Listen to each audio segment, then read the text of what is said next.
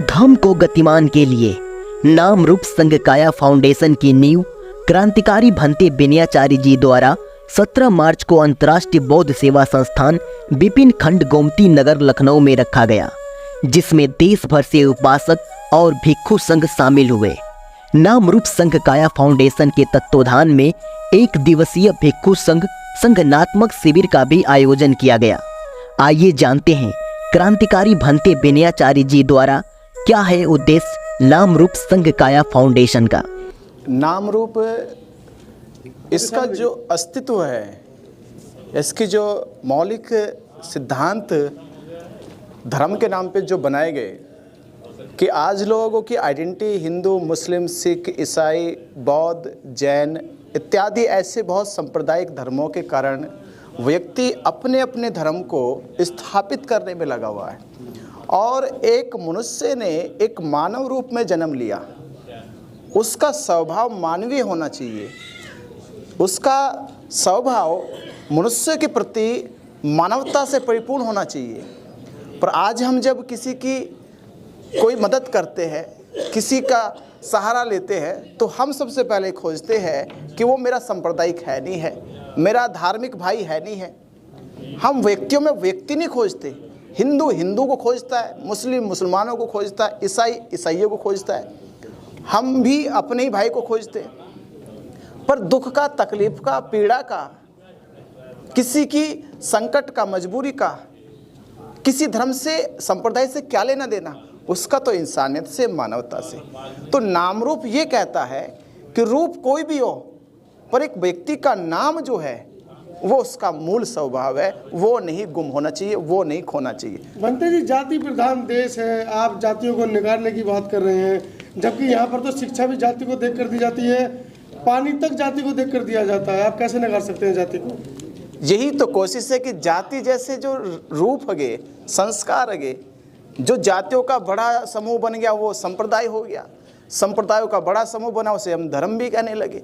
तो हमें उस मूल चीज़ को जानना, जहाँ जाति ना रहे, जहाँ संप्रदाय ना रहे, जहाँ रंग रूप ना रहे, जहाँ लिंग भेद ना रहे, जहाँ क्षेत्र भेद ना रहे, एक व्यक्ति व्यक्ति के लिए एक जीवन जिए, मनुष्यता का, मानवता का, एक व्यक्ति का व्यक्ति के प्रति क्या कर्तव्य है, क्या उसकी निष्ठा है, क्या उसके प्रति उसका दायित्व हैगा, ये जानते हुए अगर वह कार्य करता है, अपने कर्तव्यों का निर्वहन करता है, वही एक मूल धर्म का मनुष्य है। भंते जी, ये तो आपकी सोच है, लेकिन जो शोषणकर्ता जातियां हैं या शोषणकर्ता या वैचारिक मतभेद के लोग हैं, वो तो चाहते हैं कि जीवन भर इस तरह के लोग जो आज़ादी से पहले से उनसे दबे आए हैं, वो कैसे सड़कों पर खुला घूम रहे हैं, कैसे वो सफ़ेद रंग की कमीज पहन रहे हैं, कैसे मोटरसाइकिल पर घूम रहे हैं, कैसे उनको आप परिवर्तित कर पाएंगे?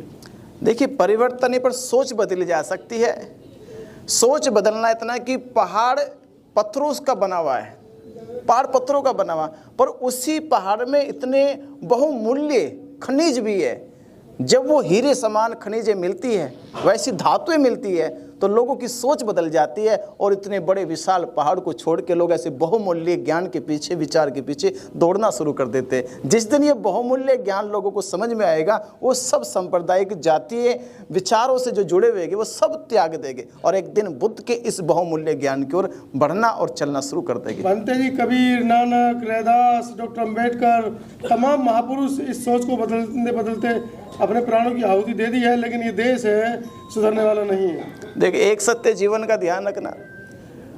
हम चाहते हैं कि 100% कुछ चीज बदल जाए, तो फिर महावीर भी 100 पैदा हो जाए तो भी 100% नहीं होगा, बुद्ध भी 100 बार पैदा हो जाए तो भी 100% नहीं होगा, कबीर, नानक, रैदास, तुकाराम, नामदेव जैसे कितने ऋषि मुनि संत पैदा हो जाए, संसार को एक मत 100% नहीं कर सकते, पर संसार की सोच को बहुमत में ला सकते हैं।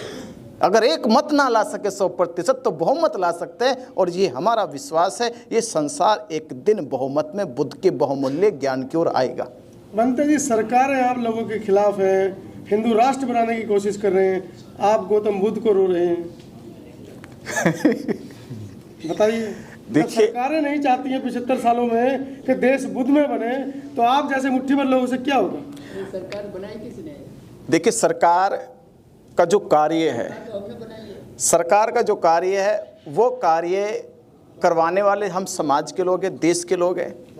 जिस दिन ये समाज जग जाएगा, हम सरकार को दोष मत दो, हमें तो वो जड़ें जो जिन जड़ों से सही स्रोत सही माध्यम नहीं चुना गया, वो जड़ें सही हो जाएगी, उस दिन सरकारें बदल जाएगी, सरकारों के मन बदल जाएंगे, उनकी दृष्टि बदल जाएगी। जिसके जैसे आप इतिहास में देखा होगा, जब सम्राट अशोक बदल गए थे, वो भी एक राजा थे, चंड अशोक कहा जाता था उनको, लोग थर थर कांपते थे उनसे, पूरा एशिया उनके राज्य में मतलब कि उनसे जीने की भीखें मांगता था। पर जब उनका हृदय परिवर्तन हुआ, जब उन्होंने बुद्ध के बहुमूल्य ज्ञान को सुना, बुद्ध के बहुमूल्य धम्म को सुना, उनका भी हृदय परिवर्तन हुआ, चित्त परिवर्तन हुआ और धम्म के मार्ग पर ऐसे चले कि पूरी एशिया को बौद्ध में बना डाला। तो व्यक्ति जिस दिन बदल जाएगा, उस दिन सरकारें भी बदल जाएगी। तो आपने जो ये नामरूप जो आध्यात्मिक आंदोलन चलाया है, आपको लगता है इससे आप जो वैचारिक की मतभेद के लोग हैं उनका हृदय परिवर्तित कर पाने में कामयाब होंगे? बिल्कुल। सच सुनना कौन नहीं चाहता? अगर किसी को भूख लगी और भूख की सही वजह बता दो, भूख क्यों लगी है, तो क्यों नहीं सुनना चाहेगा? आंखों से पट्टी हटाना कौन नहीं चाहेगा? अंधकार से बाहर आना कौन नहीं चाहेगा?